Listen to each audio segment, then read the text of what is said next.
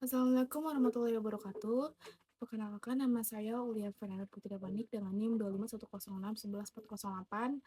Hari ini saya akan membahas tentang penanggulangan krisis energi dalam perspektif hukum internasional yang semakin berkembang dan menjadi isu yang menyentuh berbagai dimensi.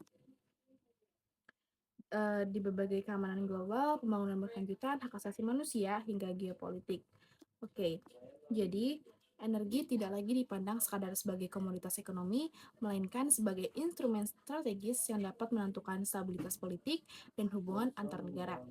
Instrumen hukum internasional seperti Piagam PBB yang menekankan kerjasama antar negara untuk menjaga perdamaian dan keamanan.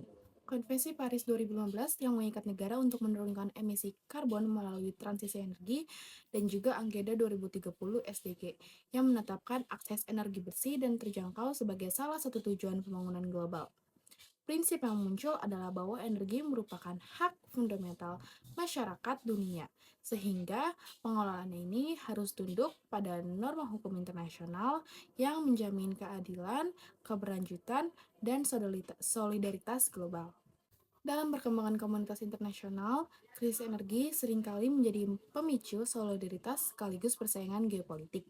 Negara-negara maju yang mendorong percepatan transisi energi terbarukan, sementara negara berkembang menghadapi dilema antara kebutuhan energi yang murah dan juga kewajiban menurunkan emisi. Organisasi seperti International Energy Agency berperan dalam memberikan rekomendasi kebijakan dan memantau pasokan energi global, sedangkan OPEC mengatur produksi minyak untuk menjaga stabilitas harga. Namun, kepentingan politik seringkali mendominasi, sehingga hukum internasional ini harus berfungsi sebagai penyeimbang antara kepentingan ekonomi dan kewajiban lingkungan. Selain itu, muncul pula konsep energy security yang menekankan pentingnya diverifikasi sumber energi, pengembangan energi terbarukan, serta kerjasama regional untuk mengurangi ketergantungan pada satu negara pemasok. Contoh kasus nyata yang memperlihatkan kompleksibilitas penanggulangan krisis energi seperti contohnya adalah krisis energi Eropa 2022 akibat konflik Rusia-Ukraina yang menunjukkan bagaimana energi dapat digunakan sebagai senjata politik. Pemutusan pasokan gas Rusia ke Eropa ini memaksa Uni Eropa mencari alternatif melalui LNG dari Amerika Serikat, Nigeria, dan juga Qatar, sekaligus mempercepat transisi ke energi terbarukan. Contoh kedua ada sengketa Laut Cina Selatan yang juga memperlihatkan perebutan sumber daya energi minyak dan gas, yang berimplikasi pada keamanan regional dan menimbulkan klaim hukum antar negara. Di Afrika, eksploitasi minyak di delta Nigeria, yang menimbulkan konflik sosial, pelanggaran HAM, dan intervensi internasional, yang memperlihatkan bahwa krisis energi tidak hanya berdampak pada ekonomi, tetapi juga pada stabilitas sosial dan politik. Bahkan di Timur Tengah, ketegangan geopolitik ini terkait minyak dan gas seringkali menjadi pemicu konflik bersenjata yang melibatkan aktor-aktor internasional. Tantangan utama dalam penanggulangan krisis energi adalah ketidakseimbangan antara kepentingan ekonomi dan juga kewajiban lingkungan. Negara menghasilkan energi fosil cenderung mempertahankan ekspor demi keuntungan ekonomi. Sementara komunitas internasional menuntut transisi menuju energi terbarukan.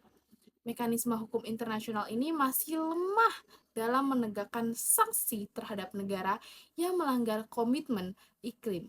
Jadi sehingga banyak yang bersifat soft law tanpa konsekuensi yang jelas. Selain itu, politik energi sering digunakan sebagai alat diplomasi dan tekanan yang membuat penanggulan krisis energi membutuhkan lebih dari sekedar regulasi hukum, melainkan juga kerjasama politik, teknologi, dan solidaritas global. Jadi, secara keseluruhan, penanggulangan krisis energi dalam perspektif hukum internasional ini menuntut keseimbangan antara keamanan energi global, transisi energi berkelanjutan, dan juga perlindungan lingkungan internasional. Komunitas internasional melalui PBB, OPEC, dan mekanisme arbitrasi energi berupaya menata ulang tata kelola energi dunia. Namun, keberhasilan ini sangat bergantung pada komitmen politik negara dan juga kesediaan untuk berbagai teknologi dan sumber daya. Jadi dengan demikian, Krisis energi ini bukan hanya tantangan teknis, tetapi juga ujian solidaritas global dalam membangun sistem energi yang adil, berkelanjutan, dan juga aman bagi generasi yang mendatang. Penanggulangan krisis energi dapat diperluas dengan menekankan dimensi keadilan global, hak asasi manusia, dan solidaritas internasional. Penanggulangan krisis energi tidak hanya soal menjaga pasokan dan harga, tetapi juga menyangkut keadilan iklim, di mana negara-negara berkembang menuntut kompensasi dari negara maju atas dampak perubahan iklim dan keterbatasan akses energi. Jadi hal ini melahirkan konsep Common but Differentiate Responsibility atau CBDR yang diakui dalam hukum internasional, menegaskan bahwa setiap negara memiliki kewajiban berbeda sesuai kapasitas dan tingkat kontribusinya terhadap krisis energi dan iklim.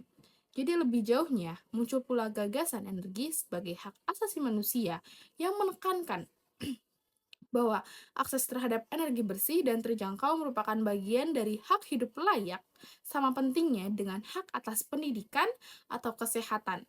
Jadi perspektif ini memperkuat argumen bahwa penanggulangan krisis energi bukan hanya kebijakan ekonomi, melainkan kewajiban moral dan hukum internasional untuk menjamin kesejahteraan umat manusia secara menyeluruh.